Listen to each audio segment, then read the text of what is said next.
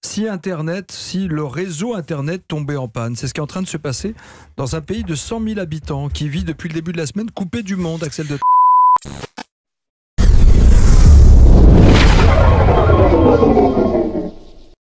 Pictures octobre 2016. Vous êtes chez vous, prêt à binge-watcher une série sur Netflix ou peut-être à tweeter vos dernières pensées. Mais rien ne charge. Netflix est hors service. Twitter, down. Spotify, Reddit, Airbnb, même le site du New York Times. Tous inaccessibles. Ce n'est pas une panne locale, c'est une attaque massive qui paralyse l'Internet mondial. Bienvenue dans l'ère du botnet Mirai, une armée de caméras de sécurité, de routeurs et de babyphones piratés qui ont mis à genoux des géants du web. En une journée, des millions de sites et services en ligne s'effondrent sous des vagues de données colossales, orchestrées par un malware qui transforme vos appareils du quotidien en armes numériques. Qui est derrière ce chaos? Comment des objets connectés ont-ils pu causer un tel désastre? Et surtout, comment vous protéger dans un monde où même votre frigo peut devenir une menace? Accrochez-vous, car ce que je vais vous révéler va vous faire repenser vos appareils connectés. Restez jusqu'à la fin, car cette histoire est un wake-up call pour nous tous. On commence à Rutgers University, New Jersey, où Paras Jha, un étudiant de 21 ans, mène une double vie.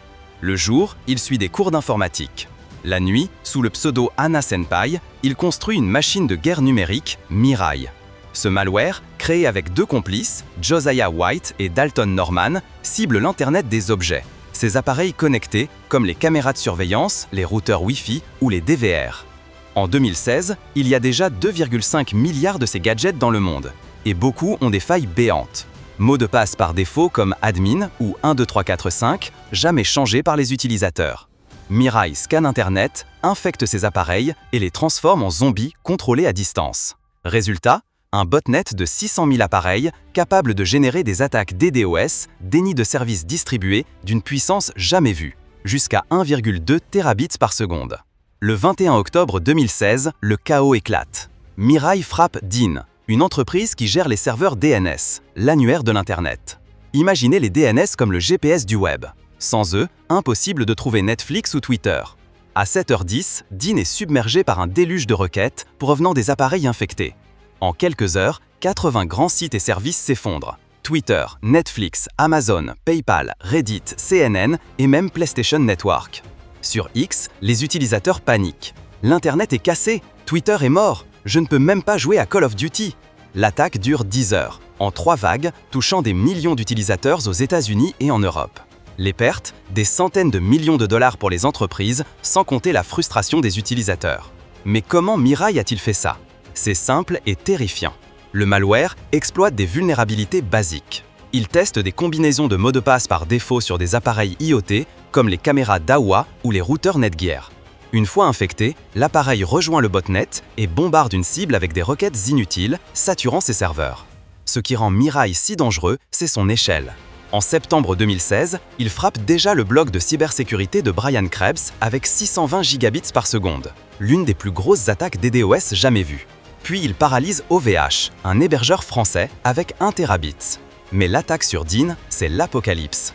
Elle montre que l'Internet, si vital, repose sur des maillons faibles, des appareils mal sécurisés et des infrastructures critiques comme les DNS. Mais qui sont les cerveaux derrière Mirai? Paras Jha, Josiah White et Dalton Norman ne sont pas des hackers d'État ni des cybercriminels endurcis. Ce sont des jeunes qui voulaient gagner de l'argent et se faire un nom. Jha, un fan de Minecraft, utilisait Mirai pour attaquer des serveurs de jeux concurrents, offrant des services DDoS à louer via son entreprise Protraf Solutions. Il ciblait aussi des entreprises pour du chantage, payez ou on coupe votre site. Mais l'attaque sur DIN était différente. Certains pensent qu'elle visait à tester la puissance du botnet, d'autres qu'elle était une vengeance contre des concurrents. Le twist, Jha a rendu le code de Mirai public sur un forum de hackers, pensant éviter les soupçons. Résultat, des centaines de copycats créent leur propre botnet, amplifiant le chaos. Le FBI entre en jeu fin 2016. En traçant les serveurs de commande, il remonte à Jha et ses complices. En décembre 2017, les trois plaident coupables. Jha admet avoir orchestré 40 000 attaques DDoS contre 2000 cibles. Leur peine, légère. 5 ans de probation, 8 500 heures de travaux communautaires et 200 000 $ d'amende. Pourquoi si clément? Parce qu'ils coopèrent, révélant comment Mirai fonctionne. Mais le mal est fait. Le code public de Mirai inspire des variantes comme Reaper ou Satori qui frappent encore en 2025. Et les appareils IoT, ils sont passés de 2,5 milliards en 2016 à 15 milliards aujourd'hui avec toujours les mêmes failles. Ce qui rend cette histoire encore plus folle, c'est la négligence collective.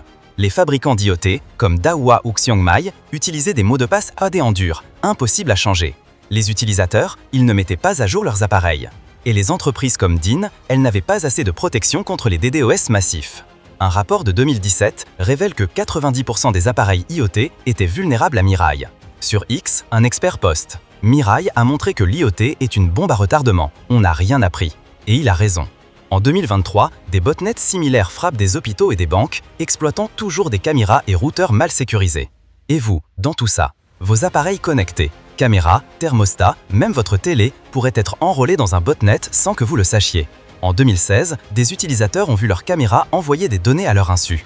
Alors, comment vous protéger? D'abord, changez les mots de passe par défaut de tous vos appareils IoT. Utilisez des mots de passe forts via un gestionnaire comme 1Password. Ensuite, désactivez l'accès à distance si vous n'en avez pas besoin. Mettez à jour le firmware de vos appareils régulièrement. Et si possible, placez vos gadgets IoT sur un réseau Wi-Fi séparé pour limiter les risques. Besoin d'un plan complet? Téléchargez le guide gratuit dans la description pour sécuriser vos appareils et votre vie digitale. L'attaque Mirai, c'est plus qu'un crash d'Internet. C'est une alerte. Nos maisons, nos bureaux, notre monde sont connectés mais vulnérables. Une caméra à 30 $ peut devenir une arme. Alors, partagez cette histoire. Parlez-en, parce que la prochaine attaque est déjà en route et elle pourrait venir de votre propre salon. Si cette vidéo vous a secoué, abonnez-vous à CyberDecrypt et activez la cloche pour ne rien rater. On décortique les cyberattaques et les scandales numériques pour vous. Et n'oubliez pas, le guide gratuit dans la description pour protéger vos données. Dites-moi en commentaire, saviez-vous que votre caméra pouvait rejoindre un botnet? Avez-vous sécurisé vos appareils IoT? Votre histoire compte. On se retrouve bientôt pour une nouvelle plongée dans l'ombre. Restez vigilants.